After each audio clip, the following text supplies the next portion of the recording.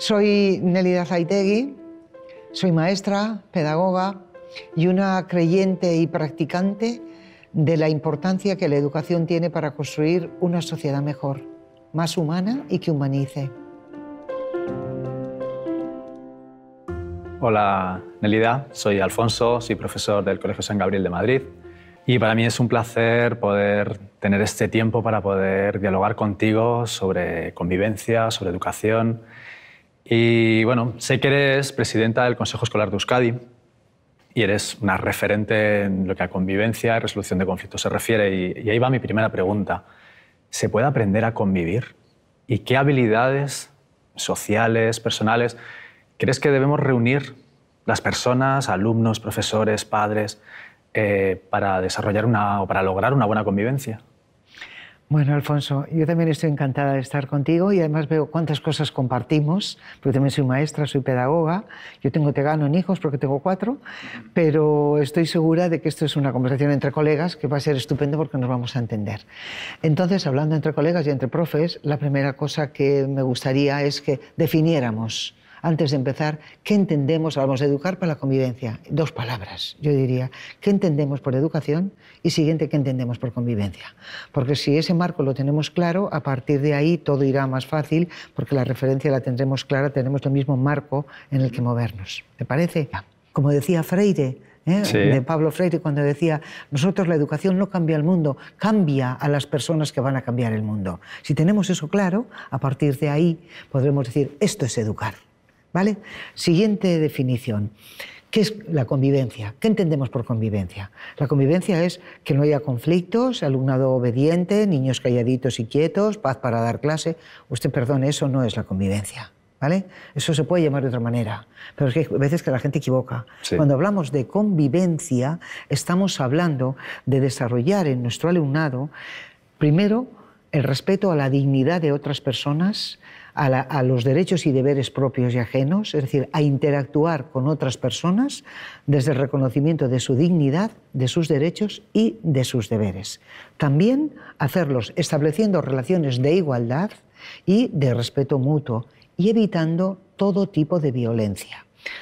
Esto sería lo que sería enseñar, o sea, sería la convivencia. ¿En qué se fundamenta esto? En Galtung, que fue un premio Nobel de la Paz, ¿recuerdas? Sí. Entonces Galtung hablaba de la paz positiva como contraposición a la paz negativa. Y en la paz positiva él insistía, y eso es en lo que nos fundamentamos para hablar de convivencia positiva, en las relaciones en las que no existe ningún tipo de violencia, no solo la directa, porque la directa es la manifestación, pero hay que hablar de lo que hay debajo de la directa, que son las relaciones, o sea, la violencia, por una parte cultural y por otra parte estructural, que podríamos hablar mucho de eso, pero bueno, en principio Sí. lo vamos a dejar ahí. ¿Cómo se aprende a convivir? Conviviendo, pero conviviendo de manera consciente. Es decir, sabiendo qué tipo de relaciones establecemos, cómo me siento, cómo te sientes en ese tipo de relaciones, si existe el gusto por estar juntos, si nos produce malestar, ¿qué está pasando ahí? En esa convivencia, en esas relaciones que tú y yo interactuamos, es tu dignidad y es la mía, son tus intereses y son los míos, son tus deseos, tus necesidades y son las mías. Sobre eso, pensando de una manera consciente, y reflexionando sobre ello, es como se aprende a convivir. Luego podemos hablar más adelante, si quieres, de todas las claves de la convivencia, Sí. pero en principio se aprende esto. Ahora me preguntas, ¿qué hace falta? ¿Qué competencias hacen falta para aprender a convivir? Bueno, pues yo te diría que aprender a convivir, la convivencia, la gente que sabe convivir y además lo hace bien, es un tema de inteligente, es gente inteligente. ¿Por qué? El psicólogo Edward Gardner, norteamericano, sí. Lo conoces. Sí. Edward Gardner, en su teoría de las inteligencias múltiples, que están muy en boga y de hecho hay centros que trabajan todo, habla de 2 tipos de inteligencias. 2, que son la inteligencia intrapersonal, el yo mimé conmigo, es decir, cómo me gestiono a mí mismo, cómo primero me conozco, qué son mis intereses, lo que quiero, yo sé de mí. Siguiente, me quiero y me acepto, yo sé que soy una buena persona, que intento, me equivoco, arreglo, soluciono, voy creciendo, yo tengo una autoestima ajustada, no me creo no sé qué, pero también me valoro y sé mis posibilidades, la autoestima, que soy capaz de, cuando algo no me sale bien, cuando me equivoco, reconducir y aprender de mis propios errores y también ir haciéndome resiliente, que no es cualquier cosa me hace caer, no, o sea, yo ante esto me levanto, desarrollo nuevas estrategias, me convierto resiliente, me hago autónomo porque tengo pensamiento propio, porque sé dilucidar las cosas. Además, soy capaz de tomar decisiones, me arriesgo y sé dónde voy, tengo mis metas y me esfuerzo por conseguirlas. Eso es gestionarme bien a mí mismo, regulo mis emociones, yo me gestiono bien a mí mismo. Es una inteligencia fundamental para vivir en la vida. Siguiente inteligencia, la interpersonal. Es tú y yo, cómo me relaciono interpersonas, ¿no? Con otras personas.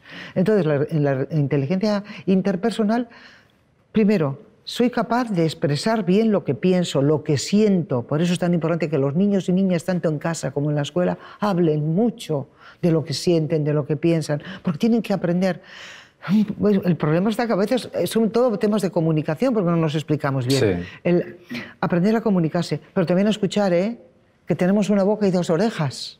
Entonces, es escucha y escucha activamente. Mírame, esto que te intento, intenta entenderme, ponte en mis zapatos, intenta entender mis emociones, mis necesidades, eso que se llama empatía. La capacidad de abordar conflictos. Nos vamos a encontrar muchas veces en la vida en situaciones en que no vamos a coincidir y va a haber un conflicto de intereses, de necesidades, de lo que fuera. Pero ¿cómo lo gestionamos? Si lo gestionamos, aprendemos a gestionar eso, en la que los dos salgamos bien parados, sin relaciones de dominio, sumisión, yo puedo más, tú te aguantas, ganadores, perdedores, empezamos a funcionar de otra manera. Fíjate si es importante esa competencia de interpersonal, ¿de acuerdo? Pero si nos quedáramos solo con las dos competencias, con los dos tipos de inteligencias, estaría muy bien, pero nos falta una tercera cosa fundamental y transversal, que son los valores. Claro, yo puedo ser una persona encantadora, seductora, estupenda, puedo ser todo lo que quieras y me sé comunicar fenomenal, pero todo eso lo hago para robarte. O con un interés propio, vamos. Sí, pero yo esa inteligencia la puedo utilizar con unos fines espurios para aprovecharme de ti o para lo que fuera. Entonces, si tenemos mucha competencia personal y social, pero nos faltan los valores, entonces ya esto cambia. Sin embargo, cuando hablamos de valores, es verdad, es como un término que está ahí es muy usado, pero no sé hasta qué punto realmente se trabajan los valores en la sociedad. Sí. Eso se puede educar si nos referimos a la escuela, pero a nivel social, ¿cómo nos damos cuenta de...? Sí, mira, tú léete a De la Cortina o a Victoria Camps cuando hablan de los valores cívicos, y son los valores que necesitamos para vivir y convertir esa sociedad en un sitio más vivible, más humano y más que humanice además a quienes estamos dentro, ¿no? Entonces, para eso hacen falta valores. Como su nombre indica, valor es poner en valor lo que es valioso para algo, ¿no? Entonces, todo lo que se puede aprender se puede enseñar. Y yo no digo que los valores se enseñen, de qué es lo que nos ha pasado muchas veces por lo que tienen la fama que tienen, Sí. ¿Sabes cómo se educan los valores? Viviéndolos, no hay otra forma, se pegan, se contagian por ósmosis. Lo que yo vivo, lo que siento, volvemos a lo de antes, es sentir. Ahora, tengo que reflexionar sobre eso que hemos sentido y entonces vamos haciendo constructos de lo que es un valor. Y pasa una cosa, que los valores se van haciendo cada vez más finos y lo que vamos a necesitar de aquí en adelante, de transformación, porque educamos, me dice. Hoy día se dice que para entrar en un trabajo vas a entrar por la titulación que tengas, ¿no? Todavía aquí, que cada vez menos, porque en otros sitios menos, es más la entrevista, las competencias, bueno, bien. Pero tú puedes entrar aquí porque eres ingeniero, vale. Pero te vas a mantener en el trabajo si tienes lo que se llaman las competencias blandas. ¿Qué son las competencias blandas? Las dos inteligencias, lo que hemos dicho. La capacidad de autorregularse, yo soy puntual, trabajo, tengo... y además soy capaz de trabajar en equipo, me relaciono bien con la... Entonces porque de lo contrario 3 meses de prueba y te vas a la calle. Lo que mantiene, eso las familias lo tenían que tener clarísimo, y el profesorado también. Las competencias realmente importantes son estas. que las llaman blandas, yo creo que son las más duras. La gente dice, no, la competencia dura es que sepa matemáticas, sí, hay que saber matemáticas, hay que saber inglés, manejar todo tipo de herramientas informáticas, todo lo que quieras. Pero ojo, estas son las claves fundamentales y que valen para vivir, para la felicidad, para generar una sociedad más justa y para que además profesionalmente seas una persona, un buen profesional. Yo siempre insisto que la educación, por sintetizar y cambiamos, es hacer buenas personas.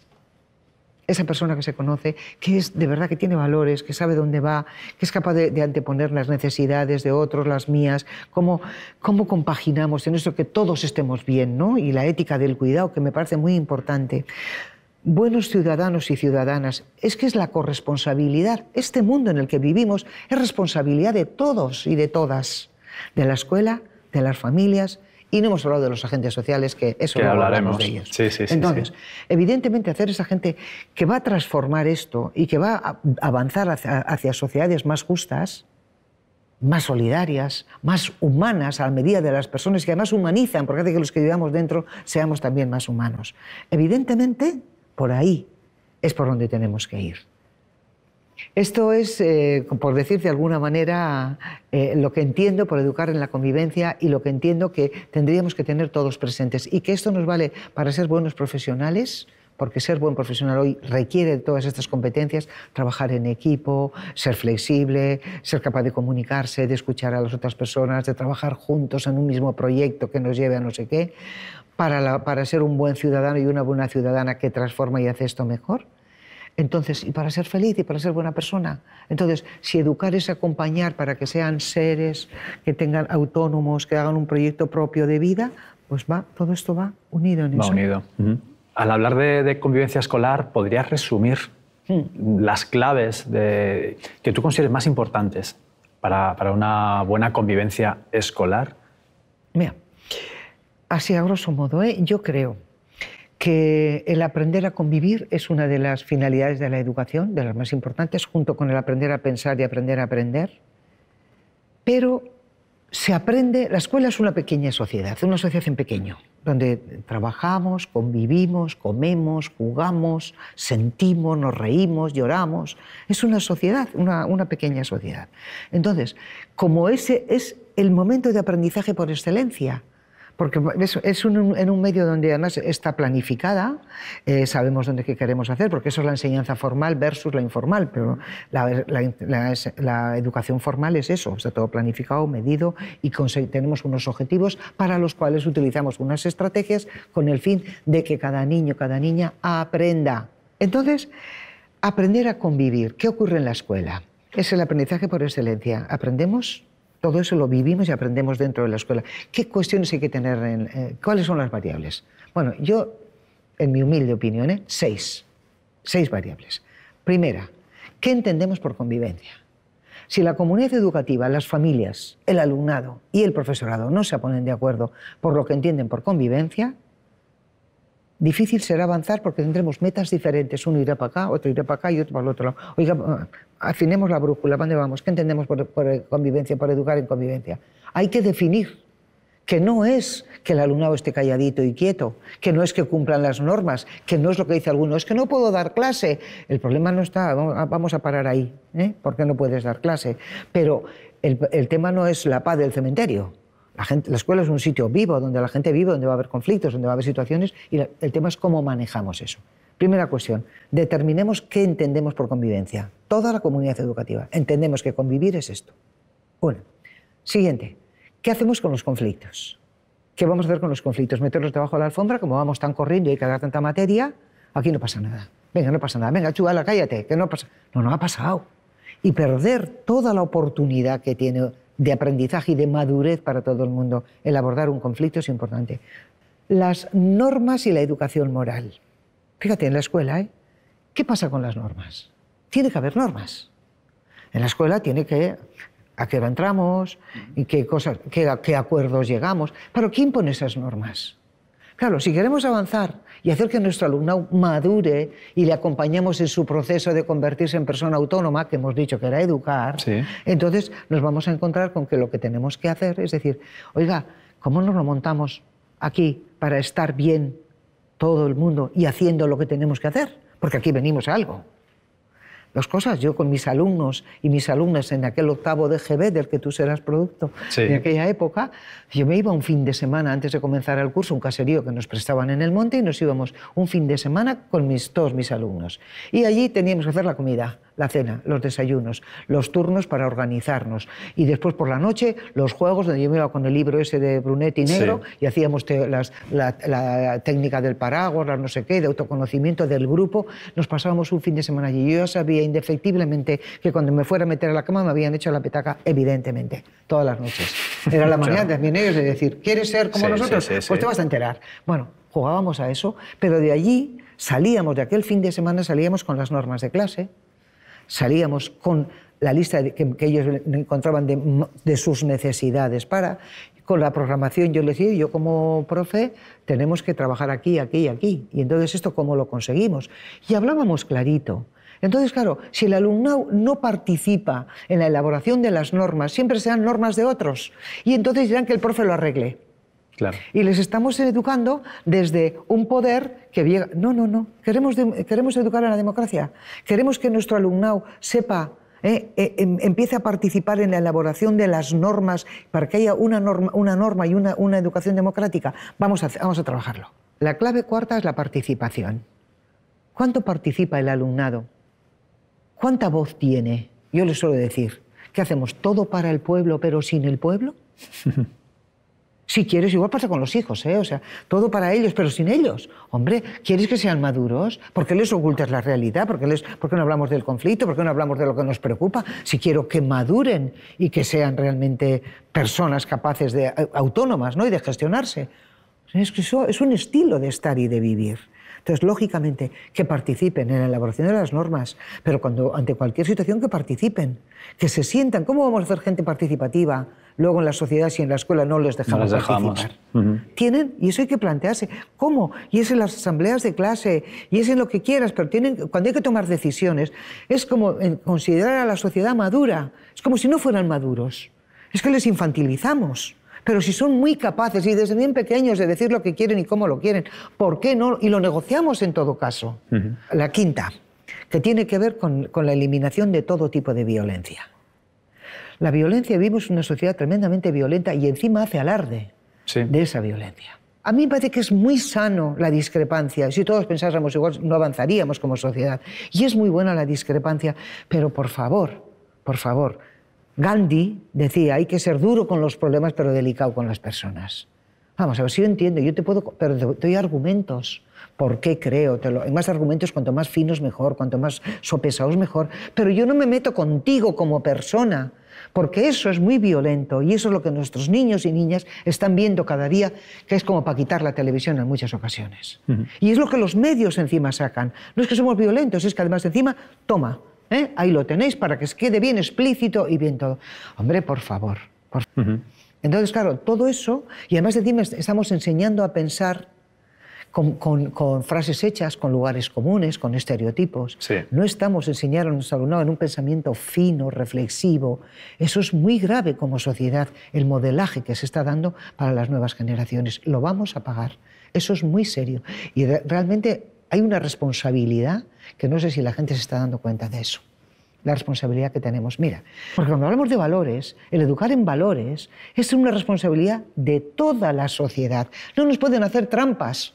Y el sexto y el último tiene que ver con la metodología y lo que se hace en la escuela, en el modo, la manera, el qué enseñamos y cómo evaluamos.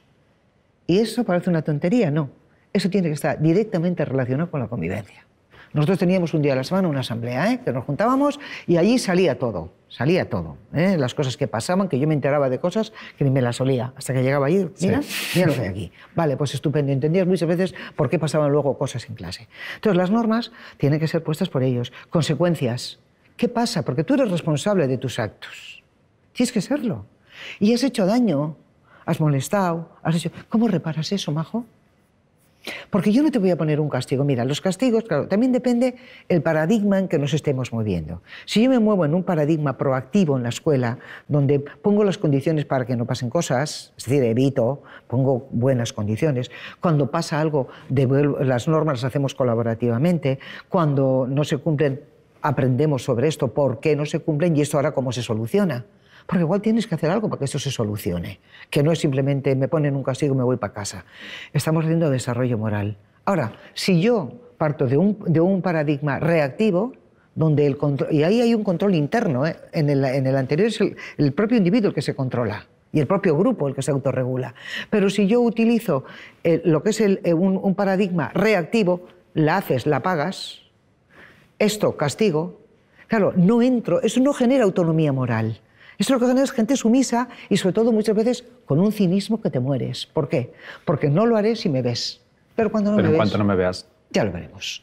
Relativo, que tenga sentido para mí, el aprendizaje profundo. Porque los chavales y chavalas de hoy tienen que ser resolvedores de problemas. ¿Qué es lo que van a tener que hacer en su vida? Trabajo por proyectos, trabajo por retos. Vamos a pensar en una metodología que implique al alumnado con su cabeza, su corazón y sus manos. Pero que ya no vale, es que el alumnado de hoy no tiene nada que ver con aquellas cosas que nos enseñaron la sociedad industrial, todos quietos en un aula. Tú mira hoy cómo son las empresas, espacios abiertos, distintas, la gente es multitarea, que ya igual mantienen menos atención, es cierto, o sea, ya no mantienen... Eso te iba a decir, que también tienen un punto en contra, sí, quizá esa multitarea a la hora de poder trabajar la atención. O sea, que al final vamos a acabar evaluando... Ya, claro, sí, pero una cosa... Si aprenden así, yo tendré que ver desde ahí, mira, el cómo es el alumnado ahora y tiene que ver en este sexto punto de la convivencia, de la intervención metodológica y cómo trabajamos en la escuela. Si el alumnado es como es, yo no me puedo pasar la vida lamentándome y quejándome, es que son horribles, es que hay que ver cómo son, es que fíjate, digo, ya, es que son así. El tema es que con estos tienes que bailar, ¿entiendes? Con estos o con los que tú tienes... Ahora, ¿esto cómo lo abordo? Claro, yo digo no. Ni hablar. La educación, una educación consciente, una educación que quiere ayudar, acompañar al alumnado en su proceso de construcción como persona autónoma, capaz de transformar esto, requieren cinco Cs. En primer lugar, conscientes. Hagamos gente consciente. ¿Dónde está? ¿Dónde vive? Vivir con conciencia, con los ojos abiertos. Siguiente, tiene que ser gente colaboradora, que es capaz de trabajar con otras personas, colaboramos en la construcción de esto. Corresponsable, que se sienta responsable de las cosas que ocurren a nuestro alrededor.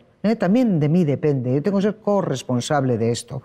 Siguiente, tengo que ser tremendamente crítico y tremendamente creativo.